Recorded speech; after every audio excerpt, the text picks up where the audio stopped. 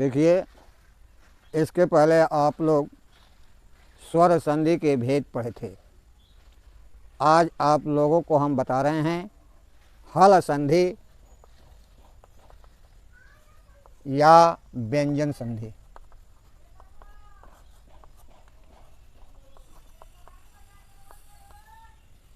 पहले आपको जानना है कि कैसे आप पहचानेंगे कि यह हल संधि है या व्यंजन संधि। इसकी परिभाषा तो यूँ है कि यदि प्रथम शब्द के अंतिम वर्ण व्यंजन हो और दूसरे शब्द का पहला वर्ण स्वर या व्यंजन हो तो उसे हम व्यंजन संधि कहते हैं।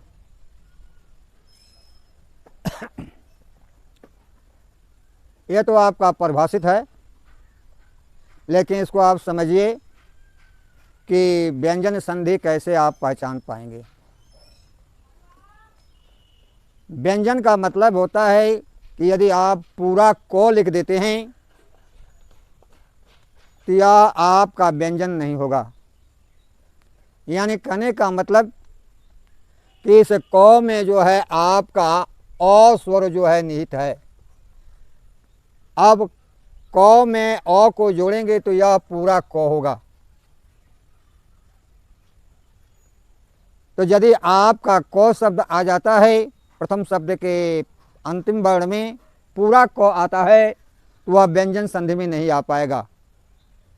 यदि आपको व्यंजन या स्वर संधि पहचानना है तो यह देखेंगे कि जो भी आपका वर्ण क से लेकर के ज्ञ तक हो, यदि वह हलंत हो, यानी उसके नीचे हलंत का चिन्ह लगाया गया हो, तभी आपका व्यंजन संधि होगा।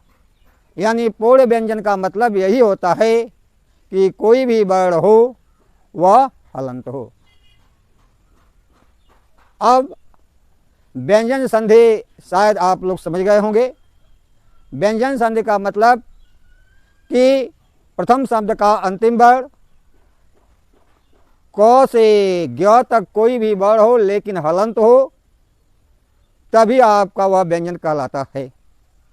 यदि उसमें अ स्वर मिला हो अर्थात वह पूर्ण रूप से क ख ग घ अंग यानी जो भी शब्द पूर्ण रूप से हो और उसकी आप संधि करना चाहते हैं तो उसको आप स्वर संधि मानेंगे और स्वर संधि के नियम के अनुसार आप उसको संधि करेंगे।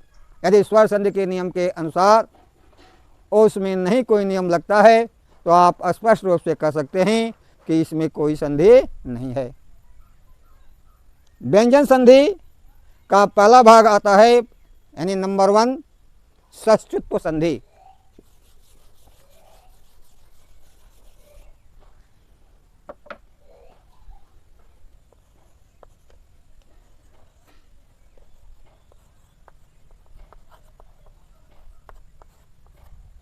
षष्ठ्युत्व संधि। षष्ठ्युत्व संधि के सूत्र होता है आस्तो सु नाश्चु। आस्तो सु नाश्चु।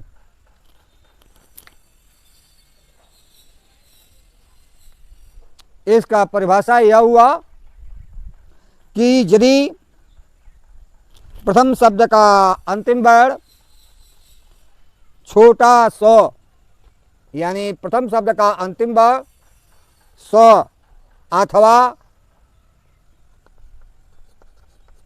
त वर्ग का कोई वर्ण हो। त वर्ग का मतलब त थ द ध न। त थ द ध न यानी यह आपका प्रथम वर्ण का अंतिम प्रथम शब्द का अंतिम वर्ण स अथवा त थ द ध न हो और दूसरे शब्द का प्रथम वर्ण बड़ा स अथवा च वर्ग अर्थात च छ ज झ इय में से कोई हो। अभी आपको हम बताए हैं कि प्रथम शब्द का अंतिम वर्ण छोटा स या त वर्ग और दूसरे शब्द का पहला वर्ण बड़ा स या च वर्ग हो, या यह भी हो सकता है कि छोटा स और त वर्ग जो है दूसरे शब्द के पहले भी हो सकता है और यह बड़ा स या च वर्ग जो है पहले शब्द के अंत में भी हो सकता है। यानी इसकी परिभाषा ऐसे हो सकती है कि यदि स अथवा त वर्ग के पहले या बाद बड़ा स या च वर्ग आए तो परिवर्तन आपका छोटा स अथवा त वर्ग में होगा, छोटा स और त वर्ग में होगा, यानी बड़ा स और च वर्ग में नहीं होगा। यदि वह पहले शब्द के अंतिम में आया है तब भी परिवर्तन छोटा स और त वर्ग में ही होगा, या आपका दूसरे शब्द का अंतिम वर्ण के रूप में आया है तभी परिवर्तन आपका छोटा स और त वर्ग के में ही होगा। अब होगा परिवर्तन तो क्या होगा, आपका छोटे स के का बड़ा स हो जाएगा और त वर्ग का क्रमशः च वर्ग हो जाएगा, अर्थात त का च, थ का छ, द का झ, ध का झ और न का इय हो जाएगा। फिर से आप समझ लीजिए कि यदि छोटा स या त वर्ग के पहले या बाद बड़ा स अथवा च वर्ग आए तो परिवर्तन आपका छोटा स और अथवा त वर्ग में ही होगा और वह परिवर्तन होगा छोटा स का बड़ा स और त वर्ग का च वर्ग। उदाहरण से समझिए, जैसे है आपका रामस धन सेते, दो वर्ण है, दो शब्द है, एक शब्द है रामस, दूसरा शब्द है सेते। रामस के अंत में जो है छोटा स आया है और सेते के पहला वर्ण बड़ा स आया है। अब परिवर्तन जो है इस छोटे स में होगा और अभी आप लोगों को हम बताए हैं कि छोटा स का बड़ा स हो जाता है क्योंकि यहाँ पर बड़ा स आया हुआ है। अब यह हो जाएगा रामस धन सेते। आप इसको आपस में लिख सकते हैं ऐसे, रामस सेते। एक दूसरा उदाहरण देखिए, सतजन जनः,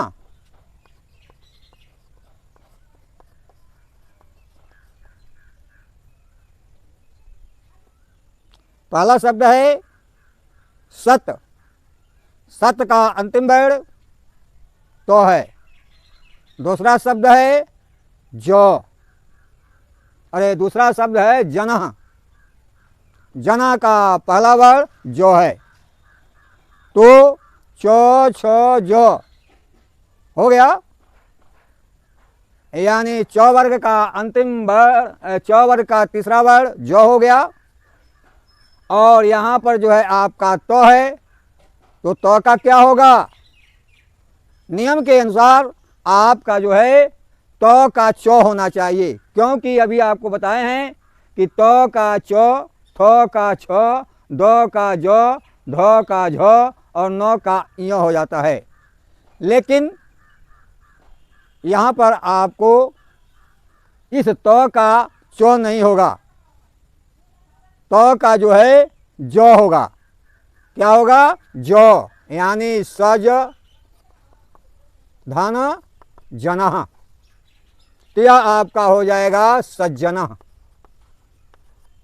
आप लोग यह सोचते होंगे कि क्यों यहाँ पर तो का जो हो गया चौक क्यों नहीं हुआ। तो इसके लिए भी आपका नियम है कि क्यों हो जाता है, और वह नियम है आपका इस प्रकार से परिवर्तन होने वाला नियम है। और वह नियम आपका पहला है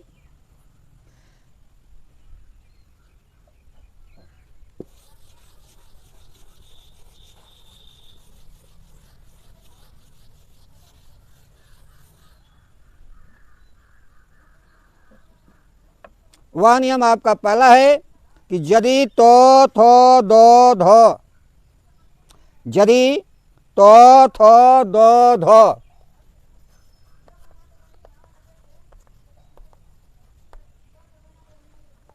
यदि तो थो दो धो के बाद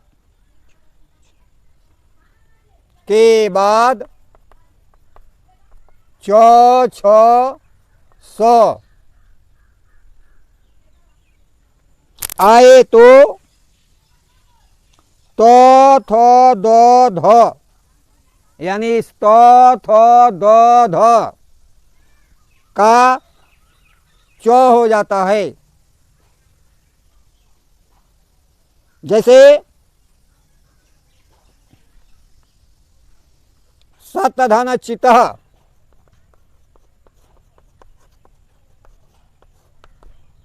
जैसे सतधन चितः, यहाँ पर पहला शब्द है सत और दूसरा शब्द है चितः, यानी इस तो के बाद चौ आया है तो इस तो का जो है चौ हो जाएगा। तो यह हो जाएगा सच धन चितः। यह हो गया आपका सचितः। इसी तरह से आपका एक और उदाहरण, शुद्ध धन चर्या,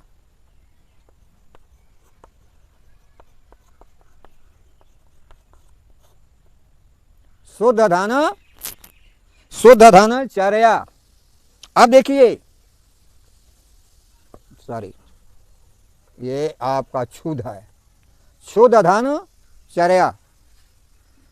अब शुद्ध धन चर्या में यहाँ ध आया है और ध के बाद च आया है, तो आप देख सकते हैं इस नियम के अनुसार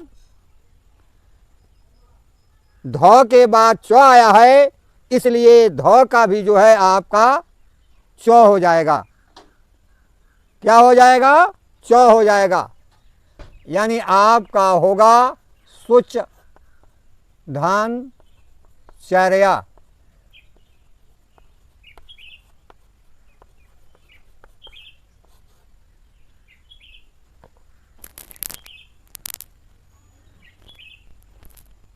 दूसरा उदाहरण, त्वत् धन छिद्रम,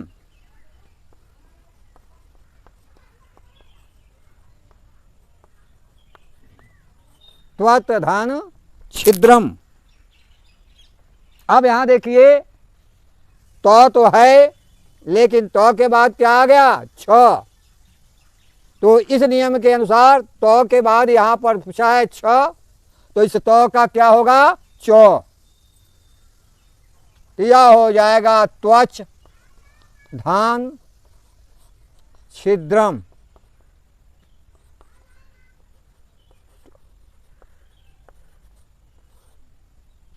ठीक इसी प्रकार से एक और उदाहरण देखिए,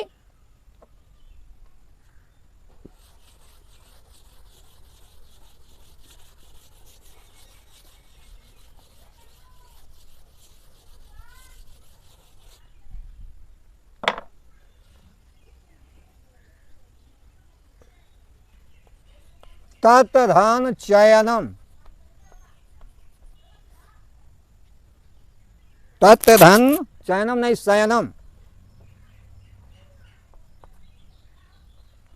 तो के बाद आपका स्व आया हुआ है, तो इस त का क्या हो जाएगा?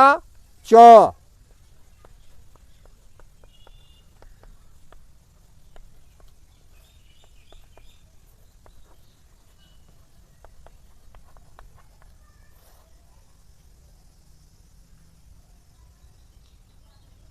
आप लोग समझ गए होंगे। दूसरा नियम है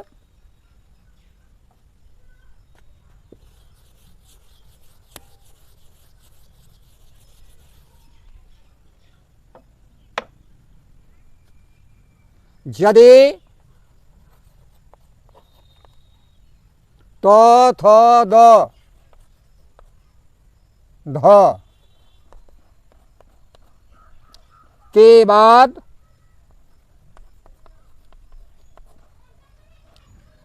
त थ द ध हो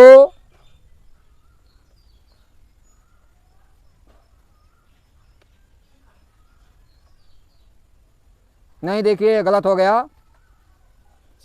आपसे देखिए,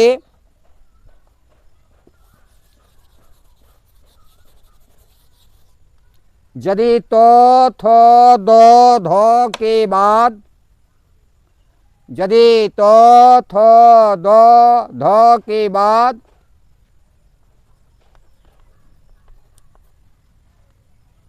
ज झ आए तो त थ द ध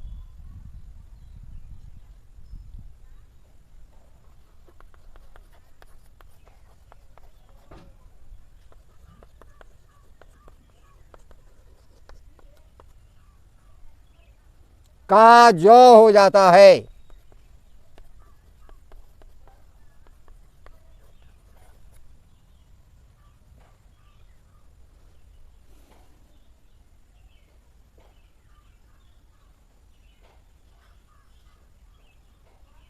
अब समझिए कैसे, उदाहरण के अनुसार। उदाहरण है तत् धन जयः, तत् धन जयः, तो त का क्या हो जाएगा? ज।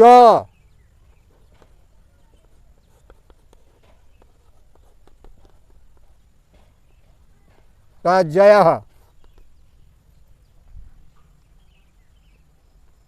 इसी नियम के अनुसार जो आपको षष्ठित्व संधि में सत धन जनः के बारे में बताए थे, उसमें भी हो जाएगा। सत के बाद जन आया है तो वह तो का जो हो गया है, यानी इसी नियम के तहत वह सत धन जना का सज्जना हो गया है।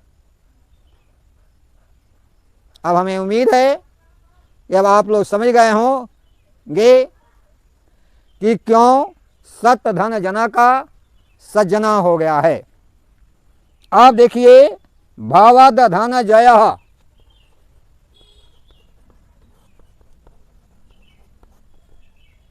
अब इस भावाद द का क्या होगा? ज।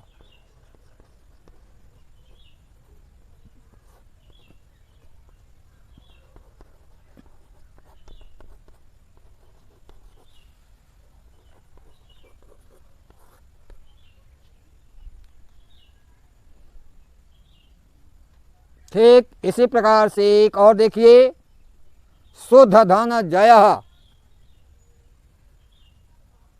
शुद्ध नहीं धुध,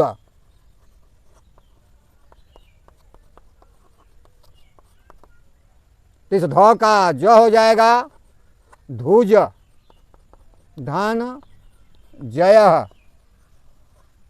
धुजयः।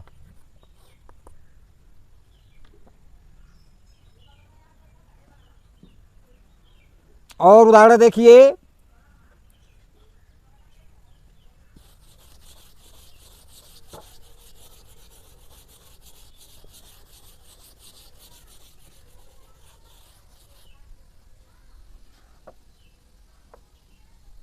शरद, शरद धन झंझा, शरद धन झंझा, तो इस द का क्या हो जाएगा? झ। इस द का जो क्या हो जाएगा? जो।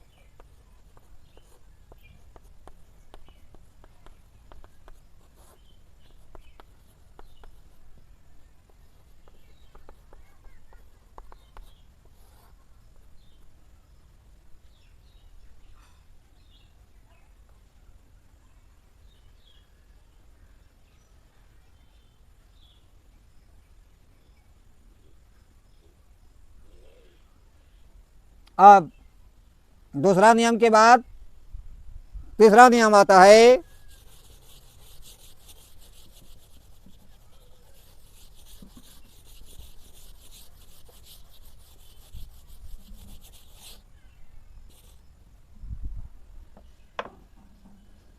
यदि न के बाद च, छ, ज, इ या स आए तो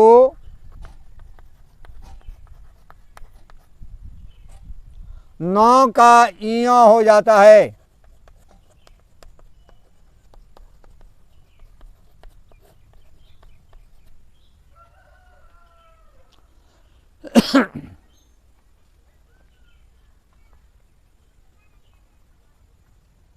अब उदाहरण में समझिए, तान धन जय,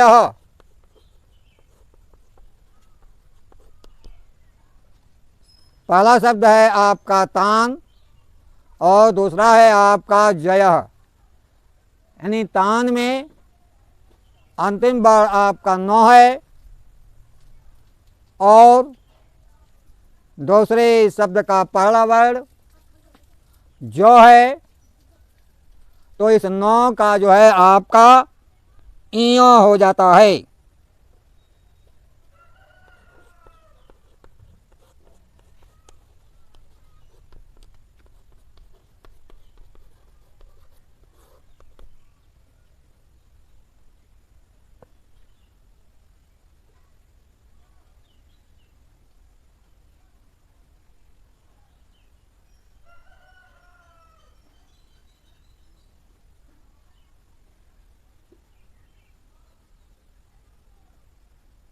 अब अगला उदाहरण, रामान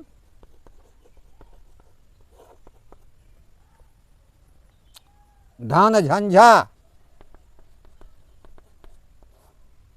अब समझिए, यहां पर क्या है? न, और न के बाद क्या है? झ। तो न का क्या हो जाएगा? तो चो, छो, जो, झ, इ, चो, छो, जो, झ, इ, झ वहां छूट गया था। तो इस न का क्या होगा? इ।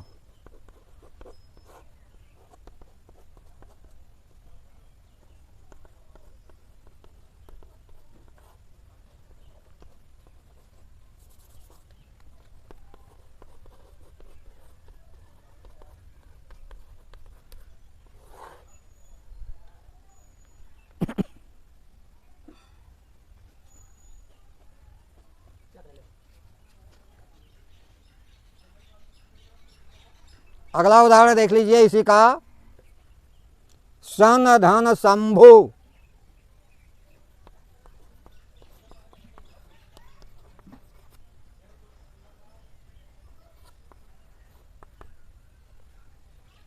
अब यहां पर न का इ हो जाएगा।